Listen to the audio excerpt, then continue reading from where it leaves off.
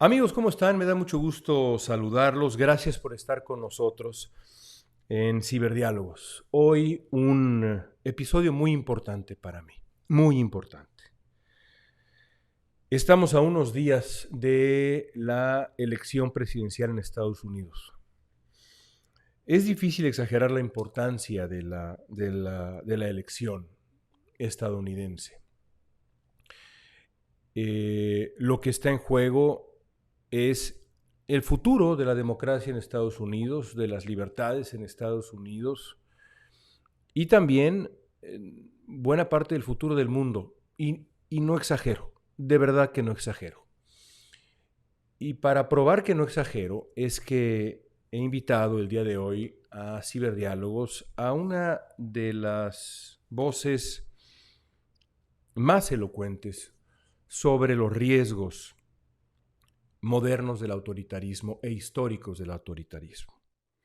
Me refiero a la historiadora Ruth Ben-Ghiat. Ruth escribió un libro que para mí es clásico, un libro clásico. Se llama Strongmen. Podríamos traducirlo como caudillos, hombres fuertes. Es una lectura de este tipo de figuras autoritarias desde Mussolini hasta el presente. Y es un libro indispensable. Pocas personas como Ruth Ben-Ghiat para interpretar desde el conocimiento, desde la investigación histórica más seria y más profunda, el riesgo que implica la llegada de Donald Trump al poder y de otras figuras similares a Trump. El daño que ha hecho este tipo de figuras a lo largo de la historia es evidente, y aún así las sociedades siguen cayendo en la trampa de la promesa del líder mesiánico, del hombre fuerte. Donald Trump está ofreciendo esa promesa el día de hoy en Estados Unidos, en una elección de pronóstico reservado. ¿Cuáles son los riesgos de una segunda presidencia de Donald Trump? ¿Por qué es que Donald Trump entra en este marco de análisis que propone Ruth Ben-Ghiat del strongman, del líder mesiánico, del hombre fuerte, de la figura autoritaria? ¿Qué podría ocurrir en Estados Unidos y el mundo si gana Trump? Sobre esto y más hablé con Ruth Ben-Ghiat en esta que, por cierto, de nuevo es nuestra segunda conversación traducida mediante la inteligencia artificial, doblada mediante la inteligencia artificial, como ocurrió con nuestra entrevista con David Frum. Espero que en esta ocasión sea tan interesante y tan llena de sustancia como aquella. Ruth Ben-Ghiat.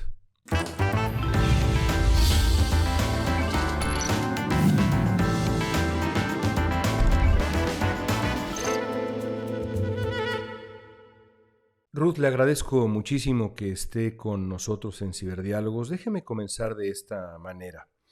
En su investigación, ¿cuáles son las características clave que definen a un líder autoritario, a un líder como el que usted describe en este libro, Strongmen? ¿Cuáles son las características en común? Es un placer hablar contigo. En su núcleo, en su esencia, el autoritarismo es cuando la rama ejecutiva del gobierno abruma a las otras, remueve la independencia judicial, es cuando el poder personal del líder se vuelve virtualmente incontrolable y sistémico. El autoritario pretende no tener límites en su poder judicial, rendición de cuentas o instituciones democráticas. Y así los objetivos personales, financieros o legales u otros del líder y sus cómplices, su círculo íntimo, son los que establecen la política pública, tanto la nacional como hacia el exterior. En su libro usted traza el ascenso de autócratas a lo largo del último siglo. ¿Qué paralelismos ve usted entre figuras históricas como Mussolini, a quien usted ha estudiado a profundidad, y líderes más contemporáneos como Putin, como Bolsonaro y evidentemente como Donald Trump? Hay ciertas cosas que todos ellos tienen en común, y a medida que buscan deslegitimar las instituciones democráticas, reducen la confianza pública en la prensa, en los fiscales, en las instituciones que los perjudiquen. Así fue con Mussolini, que fue la primera persona en hacer esto, porque llegó como primer ministro de una democracia.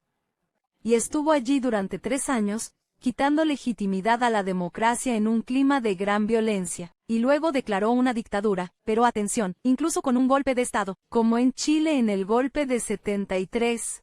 Tienen que hacer esa labor.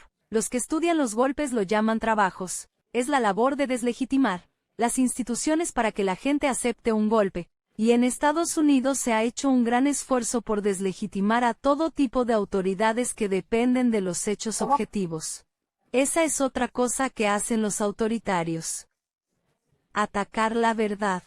Y en la vieja escuela, como Mussolini y Hitler, el líder siempre tiene la razón y solo hay una verdad. En la nueva versión, representada por Putin y la guerra de información del Kremlin, se degrada a tal grado la verdad que la gente ya no sabe lo que es verdad y lo que es ficción. Lo estamos viendo ahora en Estados Unidos. Exacto. Aquí es donde en mi libro, cada capítulo de estas herramientas de gobierno y propaganda es una sola, va a lo largo de un siglo, así que puedes ver la repetición del culto, ese culto a la personalidad donde solo el líder es la fuente de la verdad y eso ha continuado. ¿Y qué ha cambiado? Pues las redes sociales, y también tienes el florecimiento de todos estos comunicadores individuales en YouTube y todo tipo de podcast, que han acelerado la degradación de la verdad y la fabricación y difusión de teorías de la conspiración. Si vemos quién es perjudicado por estas teorías de la conspiración, es la autoridad científica, la autoridad periodística, el Estado de Derecho y pues cualquiera que se base en los hechos. Investigadores como yo, periodistas como tú, cualquiera que proceda sobre una base empírica, hechos o verificación, debe ser derribado y desacreditado, y así ha sido durante 100 años. Es solo que las redes sociales lo hacen mucho más rápido. Ahora, ¿cómo usan los líderes autoritarios la idea de la masculinidad, el miedo y la propaganda de la que ya hablaba usted? Una combinación de todo esto para atraer a las masas, a los votantes. ¿Me podría dar algún ejemplo reciente de este uso del miedo, la masculinidad? ¿Qué tan importante es? Mi libro es el primero en tener un capítulo sobre la masculinidad, y explico que funciona junto con la violencia, la corrupción, la propaganda. Tienes estos líderes que, a propósito, hacen el marketing de una marca muy agresiva de masculinidad, como parte de su atractivo autoritario. Son el hombre que se sale con la suya en todo, el hombre por encima de la ley, el hombre que puede saquear y hacer cualquier cosa. La masculinidad sin ley es muy importante. Si tomas el caso de Bolsonaro, allá en Brasil, él estaba siguiendo activamente los 3 pilares de la política autoritaria. Tienes que exaltar este tipo de líder masculino, tienes que denigrar o degradar otros tipos de masculinidad. Era muy homófobo, por ejemplo, tienes que estar a favor de una vuelta a la tradición misógina. Así que es homofobia, hipermasculinidad agresiva y misoginia. Y esa es la base sobre la que funcionan los cultos a la personalidad de estos líderes. Y eso ha sido lo mismo desde Mussolini hasta Berlusconi. Y claro, por supuesto, Putin, que posa sin camisa al igual que Mussolini, con cadenas para que el cuerpo de el líder masculino se identifique como el protector de la nación y encarne literalmente la fuerza de la nación. Y cada uno lo hace a su manera. Trump no se quita la ropa, como Putin, pero es la gran figura masculina. Y esto es muy importante para el atractivo del autoritarismo hoy en día. O tienes a alguien como un poco más joven, como Bukele, que es el dictador, joven y atractivo, como dice su cuenta de Twitter. Pero ese tipo de masculinidad, de nuevo, se basa en el hombre que puede hacer lo que quiera y salirse con la suya. ¿Esto podría explicar el atractivo de Trump con los votantes hombres jóvenes?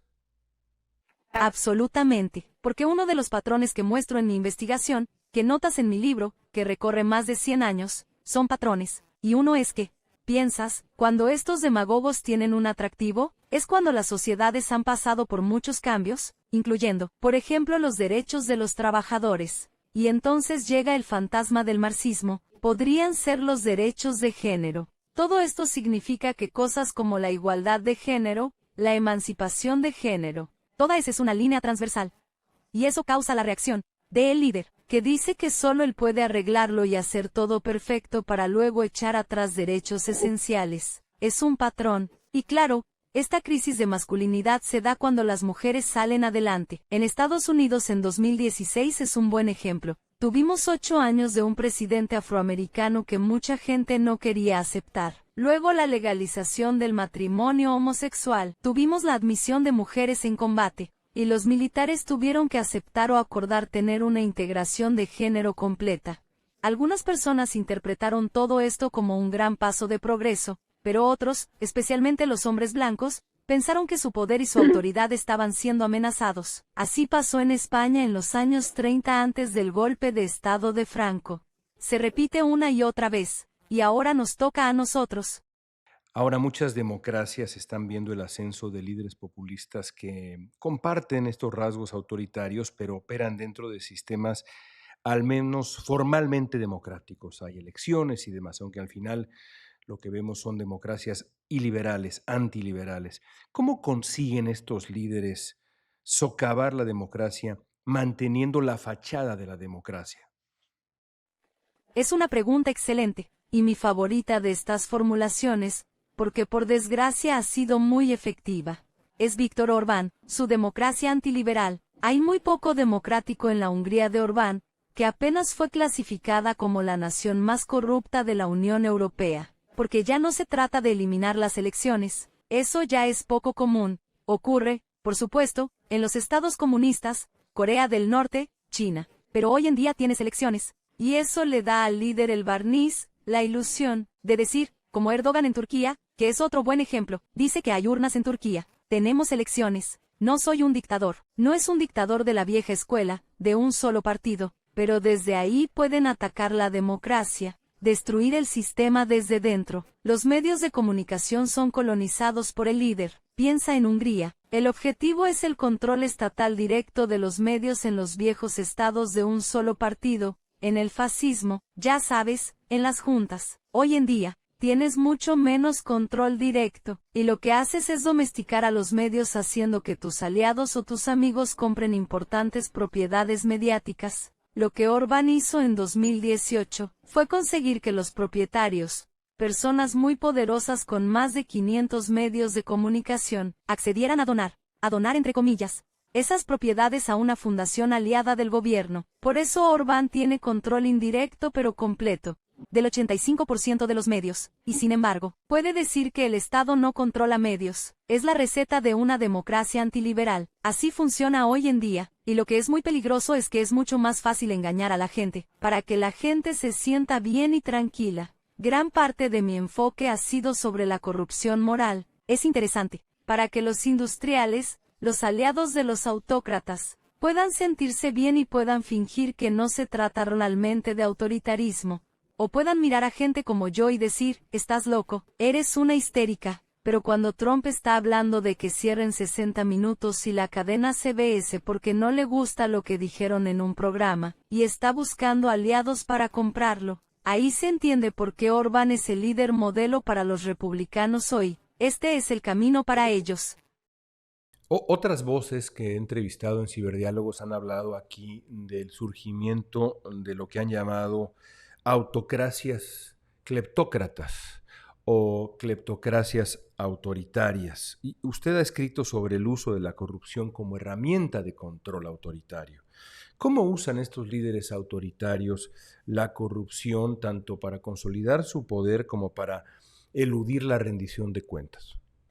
Hay diferentes formas. En su forma más extrema se vuelve una cleptocracia real, que es lo que Putin tiene. Y Putin tiene la mayor y más desarrollada cleptocracia desde Mobutu en el Congo o Gaddafi en Libia. Así que cuando tienes una cleptocracia real, todas las agencias estatales y la economía estatal se convierten en activos que el líder y su círculo íntimo pueden saquear. Saqueo es una palabra muy importante. Tienes el ejemplo de Gazprom, y tengo esto en mi libro. Desde la industria del petróleo y gas ruso, Gazprom es el lubricante de esa cleptocracia. Gazprom, ese enorme conglomerado estatal, esa empresa enorme, se convirtió en víctima de esto. Fue saqueada por los oligarcas. Tomas una agencia rentable, y literalmente, tomas el dinero, desvías el dinero, canalizas el dinero, y la empobreces. y luego pones el dinero en cuentas financieras en el extranjero. Así que este sistema de lavado de las finanzas, que se basa en gran medida en el manejo de riqueza en mercados como Estados Unidos y el Reino Unido, aprovecha toda la larga lista de libertades de la democracia. Así es que la gente de Putin, y Putin mismo, han sacado cientos de millones de dólares. Se trata de una economía en las sombras, enorme. No hay ninguna rendición de cuentas o transparencia. Así que eso es una versión extrema de la cleptocracia que ha hecho a Putin uno de los hombres más ricos. Nadie sabe su fortuna completa o exacta, pero él es uno de los hombres más ricos del mundo por saqueo. Y la otra cosa que ocurre en un estado autoritario es la corrupción, ya sean sobornos o comisiones ilegales. Se vuelve endémica en las instituciones y las corroe desde dentro, incluido el ejército. Por eso, cuando Putin invadió Ucrania por primera vez, todo el mundo pensaba que el ejército ruso era tan fuerte y organizado, y al principio se reveló que estaba totalmente devastado desde dentro, por la corrupción. Bueno, hablemos ahora de Donald Trump. Estamos a unos días nada más de la elección presidencial en Estados Unidos. Usted ha analizado a Trump a profundidad y largamente. Quiero comenzar con una pregunta que parecería evidente. Donald Trump es una de estas figuras autoritarias, un strongman, como usted los llama, es una figura autoritaria, un caudillo. ¿Por qué? Pasé muchos años estudiando el fascismo. El fascismo italiano era mi especialidad. Desde ahí, estudié a Mussolini, que empezó en una democracia, destrozó la democracia, declaró una dictadura porque estaba siendo investigado, por corrupción, y por estar involucrado en el asesinato de un oponente, y luego para deshacerse de la investigación, declaró la dictadura, dio el salto, fue el primero, en darlo por completo, porque cuando hizo esto, 1924-25, Stalin no había ganado plenamente el control, en Rusia y Lenin acababa de morir y Hitler ni siquiera pintaba para estar en el poder. Mussolini empezó esto, yo estaba escribiendo sobre esto, cuando en 2016, el candidato Trump dio este famoso discurso donde dijo que podía pararse en la Quinta Avenida y disparar a alguien, y no perdería ningún seguidor. Yo ya había estado escribiendo sobre su asesor Bannon para CNN y estaba pensando en Trump, pero puse atención, y dije, este hombre es un autoritario.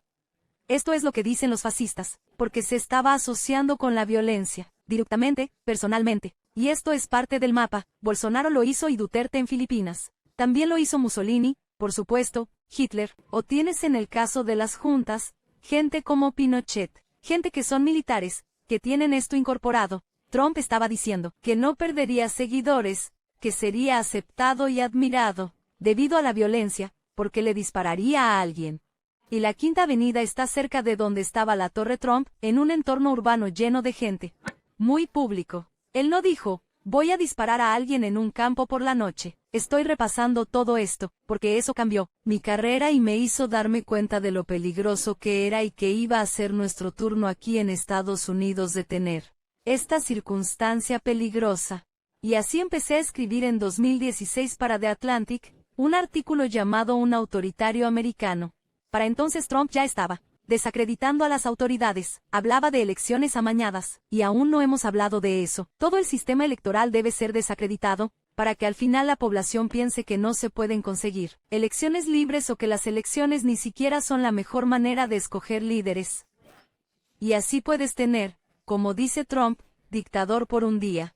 La violencia es muy importante. El fascismo empezó como un movimiento miliciano, y lo que pasó es que tan pronto como comenzó su campaña, porque esta declaración que hizo fue en enero, y luego comienza su campaña y obtiene la nominación, creó una gran carpa, un gran espacio para todo tipo de extremistas y racistas, como los sureños que odiaban, o que nunca estuvieron de acuerdo con la ley de derechos civiles. Y Estados Unidos es muy inusual en el sentido de que tenemos cientos de millones de armas en circulación. Tenemos gente que no existiría en otros países como sheriffs constitucionales, que no creen en la estructura de la ley federal. En otros países tal vez podrías incluso identificarlos como subversivos. A algunos podrías llamarlos así. Y fue así que Trump dio permiso para que toda esta gente sea lo más racista y violenta posible, y se puso a sí mismo como el líder del culto. Por eso, En el momento en que iba a ser investido, escribí un artículo para CNN, que se llamaba Trump está siguiendo el instructivo autoritario, y predije todas las cosas que él hizo cuando llegó al poder. Yo había estudiado el fascismo y para entonces estaba mirando todos los otros casos en el mundo. Y es por eso que de verdad no hay casi nada en la lista del autoritarismo que no haya empezado a hacer cuando fue presidente o ha dicho que le gustaría hacer. Trump ha estado subiendo de tono su mensaje contra los inmigrantes. Ha hablado de acabar con el enemigo interior. Se refiere con frecuencia a esta idea del otro como el enemigo.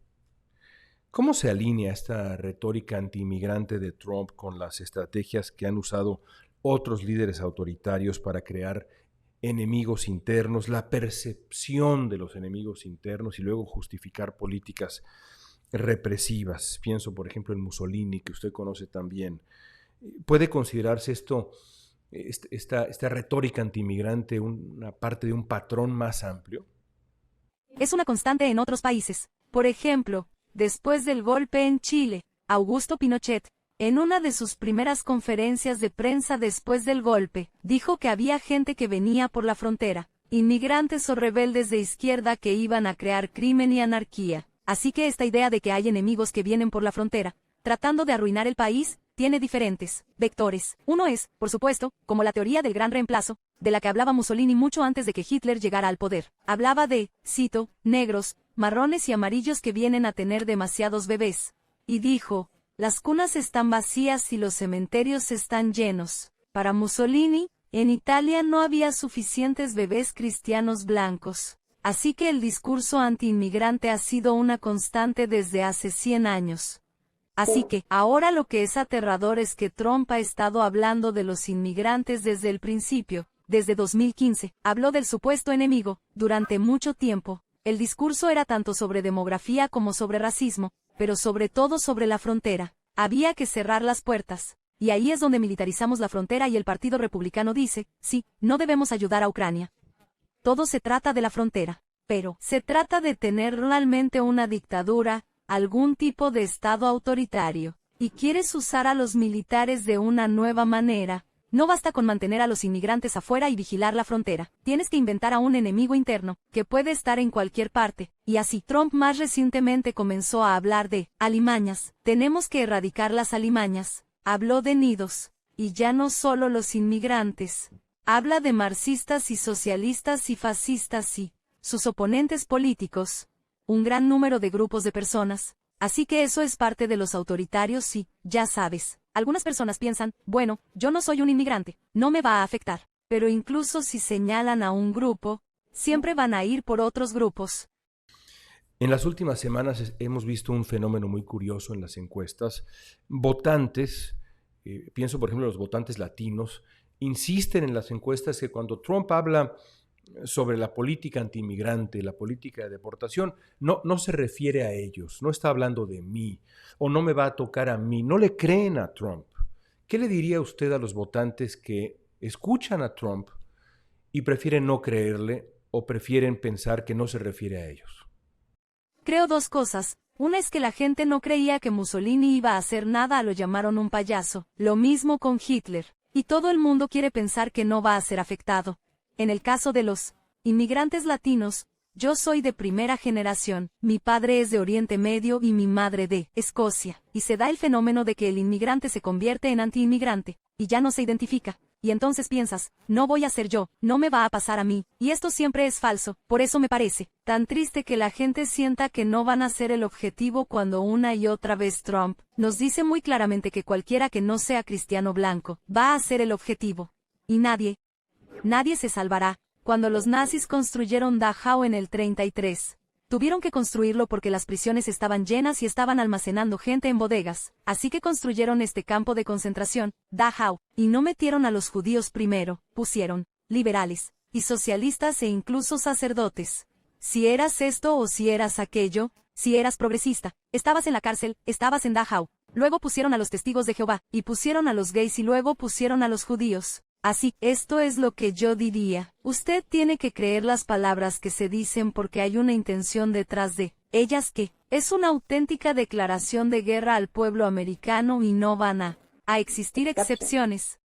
Usted ya en la primera presidencia de Trump tuvo la capacidad de analizar lo que haría Trump, las decisiones autoritarias que Trump tomaría o que estaría tentado a tomar. Si Donald Trump gana, y puede ser que gane un segundo mandato en 2024, ¿cuáles son las medidas autoritarias más probables que podría emplear, poner en práctica? Todo esto basado en su investigación, en su experiencia. ¿Qué podría hacer Trump? Tal vez porque estudio tantas dictaduras militares. Un escenario que me quita el sueño es la perspectiva de desplegar los militares en conjunto con la Guardia Nacional, con las milicias. Y esto ya ha estado sucediendo en lugares. Hace poco en el huracán hubo versiones de gente armada que se utilizaría para vigilar y utilizar la represión contra la población nacional. Y también tuvimos un ensayo en 2020, cuando el movimiento Black Lives Matter tenía helicópteros zumbándole, muy al estilo Pinochet. Así que se estaban haciendo ensayos, y Trump es un hombre de teatro, de espectáculo, así que podemos esperar que quiera hacer las cosas así. Una cosa es que el contenido de lo que podría hacerse, la otra es la velocidad. Y él está muy influenciado por Bannon, y el Proyecto 2025, que es este manual para gobernar de forma autoritaria. La frase clave es, día 1, y no es solo que Trump dice que va a ser dictador en el primer día. Día 1, está en el Proyecto 2025, será el momento de llamar a un ejército, ahí está en los documentos, de funcionarios confiables para ellos, que van a ponerse a trabajar desde el primer día. Es el lenguaje del control autoritario, así lo revela la velocidad con la que les gustaría hacer las cosas. Y por eso, si dijera, lo que me mantiene inquieta por la noche es que los militares, y no está claro en absoluto que los militares estarían de acuerdo con esto, pero la idea de que los militares fueran desplegados es aterradora. Y lo último que diré es que tienes que verlo en un sentido geopolítico. Trump es un aliado de Putin, es un socio de Putin. En mi libro escribí sobre la importantísima asociación de Berlusconi con Putin. Trump es mucho más importante.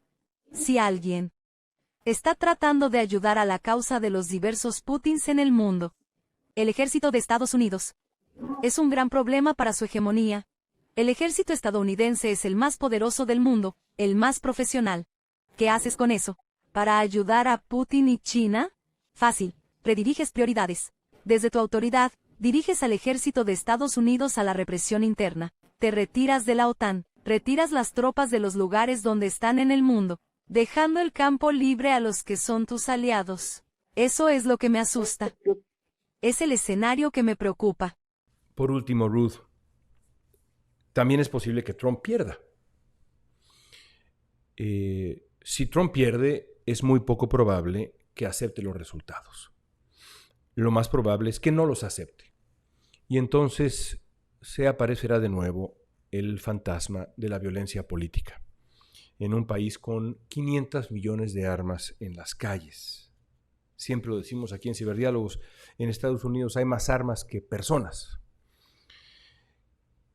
¿Cómo se resiste a algo así, a corto y largo plazo?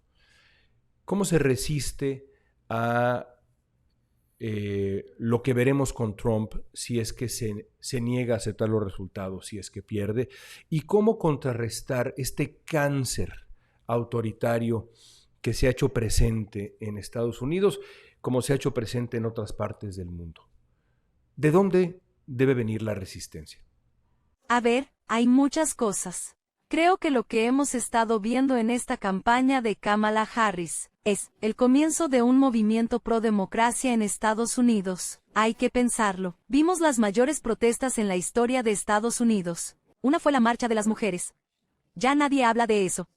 Fue la más grande en la historia de Estados Unidos. Y llevó a resultados electorales muy concretos. Miles de mujeres demócratas, votaron. Lo mismo sucedió en las protestas de Black Lives Matter, que fueron casi completamente pacíficas.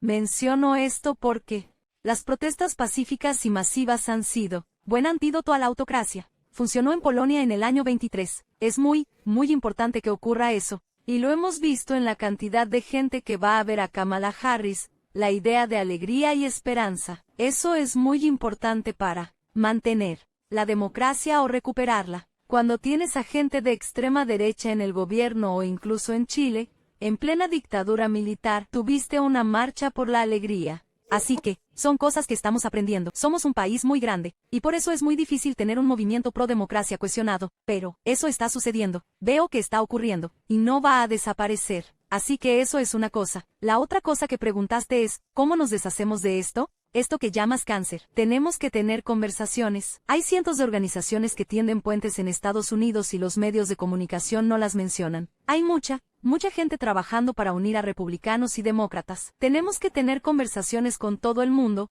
con un miembro de la familia o la comunidad o una iglesia. La gente en el agujero MAGA, la madriguera MAGA, lo que sabemos revela que no debemos abandonar a esas personas, porque entonces están más dentro de su tribu. Tenemos que hablar con ellos y no juzgarlos. Y es muy difícil, porque la gente dice, bueno, ¿por qué no juzgar a racistas, a personas violentas? Pero la investigación, ya sea la gente que estudia el desenganche, los cultos autoritarios, toda la investigación o la desinformación apunta al compromiso y la conversación. Y esa es otra forma en la que podemos avanzar. Ruth, le agradezco mucho su tiempo. Gracias. Esos son los riesgos. Esa es la realidad. Eso es lo que está enfrentando Estados Unidos. La llegada de una figura como Erdogan, como Orbán, como Putin, como Pinochet, como Mussolini. Así lo explica Ruth Ben-Ghiat en este libro. Y así lo explica también en esta conversación que acaban ustedes de escuchar. No es una exageración. Esa es la realidad. Creer que es una exageración es parte de la trampa que le tienden a las sociedades figuras como las que describe Ben-Ghiat. Y no hay que olvidar que en Estados Unidos hay 500 millones de armas en las calles. Hay más armas que personas. Si una sociedad podría autodestruirse con enorme facilidad desde la violencia, es esta. Si van a votar en Estados Unidos, lo voy a decir de nuevo el próximo lunes, cuando falten 24 horas, piénsenlo muy bien. Piénsenlo muy bien. Escuchen de nuevo a Ruth Ben-Ghiat. Dependen muchas cosas del voto de cada uno de ustedes. Y si no vivieran en Estados Unidos, abran los ojos, porque estas figuras están ahí, presentes y al acecho. Nos escuchamos la próxima semana en Ciberdiálogos, amigos. Gracias.